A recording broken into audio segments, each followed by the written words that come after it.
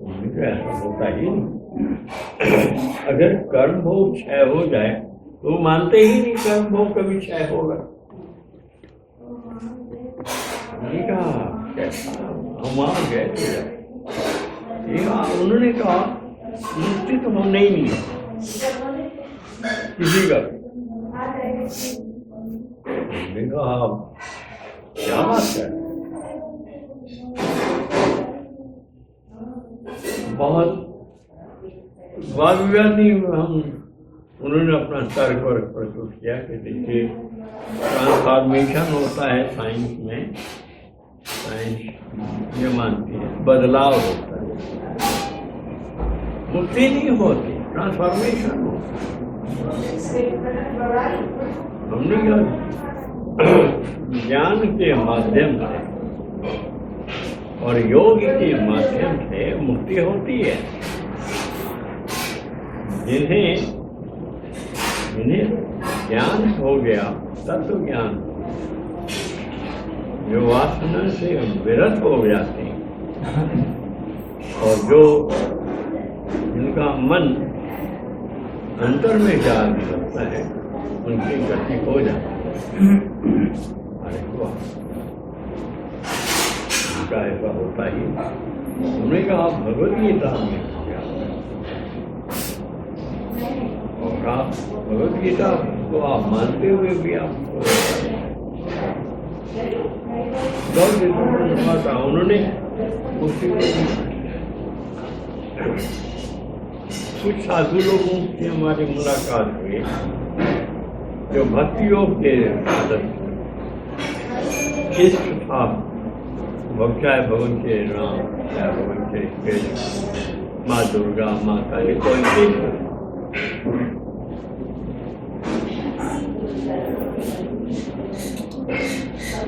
सिद्धांतों में हमारी यात्रा जहाँ भी हुई, जो मन की माता उनके चिंतन, उन्होंने कहा देखो अगर आप मूर्ति विशेष की आप मान करते हैं, कोई इष्ट को मान करते तो उस इष्ट के लोक में आते आपकी गति वही हो।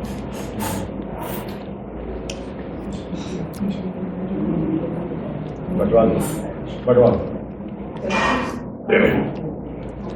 तो उन्होंने कहा वो इस श्लोक में जाए, जिस श्लोक में हर एक का लोक है।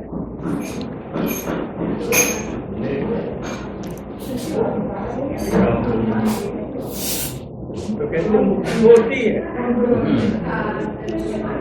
क्योंकि हमारे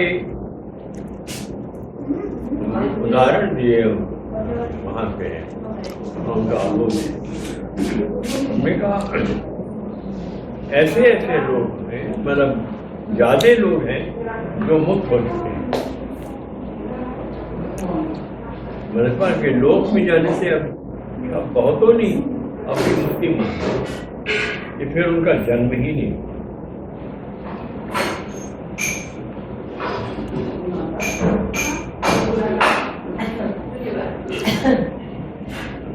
ठीक है, आत्मा भी उस विराट आत्मा में लीन है। एक विराट सत्ता है, इसमें हर सत्ता जाके उसी में विलीन हो जाए।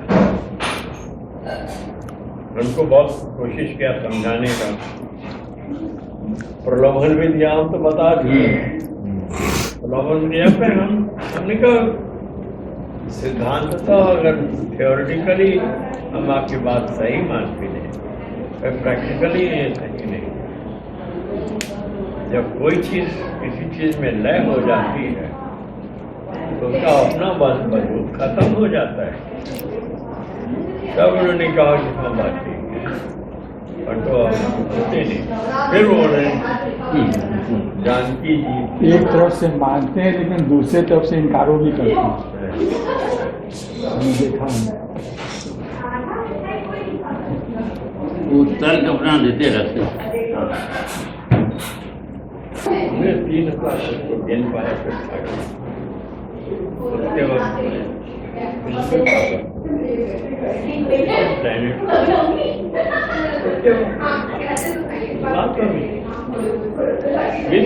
अभी और मैं यहाँ कुछ पूछा था कि इस प्लैनेट में आप इंसान इसमें इंसानों की सत्ता कोई ना कोई सत्ता वहाँ पर तो जीवित कई लोग उन्होंने हमसे ये भी पूछा कि तारे निर्जीव के सजीव में सजीव उनका जन्म होता है, उनका हमेशा इसका समय लगता है, उनका भी कार्यकाल है, इसके बाद इसका अत्यंत लोक हो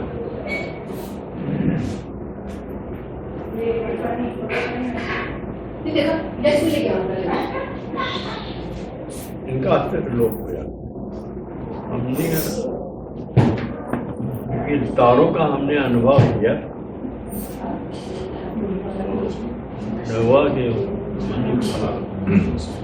इसलिए अनुभव था, इसमें सारा लोक हो सकता है, उसका अस्तित्व समाप्त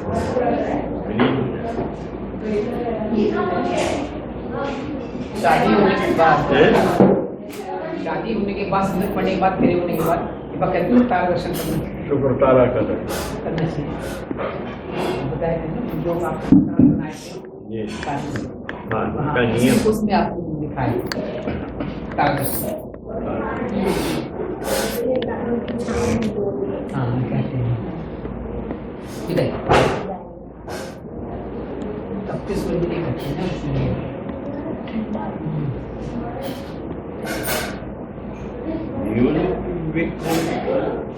उदाहरण परम मुक्त पुरुष है, तो उन्होंने जीवन मुक्त विवेक किसी ने लिखी है। हर इंसान अंत में जाकर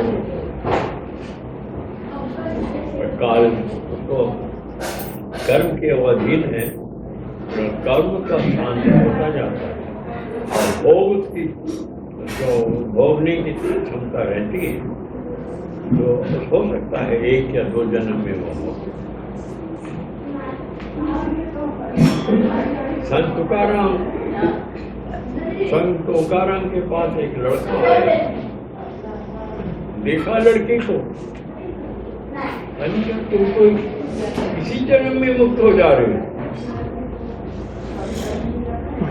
महाराज हम तो आपका कीर्तन सुनने आए, बिना तुम तो इसी जन्म में मुक्त हो गए। इसके पहले का जन्म तुम्हारा बहुत शुद्ध था, इस जीवन में तुम बहुत शुद्ध हो और तुमने बड़ा कष्ट उठाया कि तुम डिगे नहीं। तो उन्होंने इस जन्म में तो मुक्त हो गए।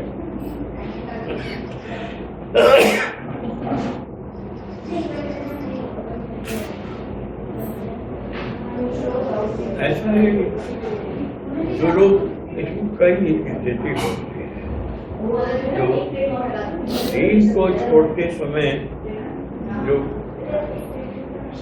बहुत सत्कार्य किए रहते हैं, तो सत्कार्य करने वाले, पुण्य करने वाले, धर्म करने वाले वो स्वर्गारोहण करते हैं।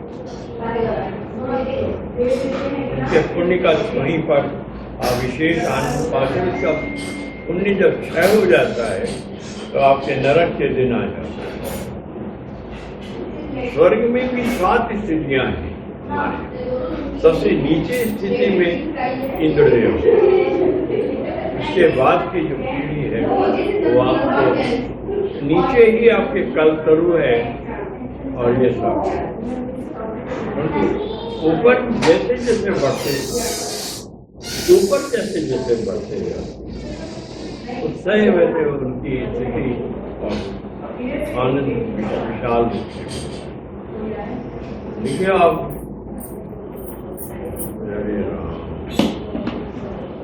श्री गुरुवे नमः, श्री गुरुवे नमः, गुरुवे नमः, श्री गुरुवे नमः, श्री गुरुवे नमः श्री गुरुवे नमः श्री गुरुवे नमः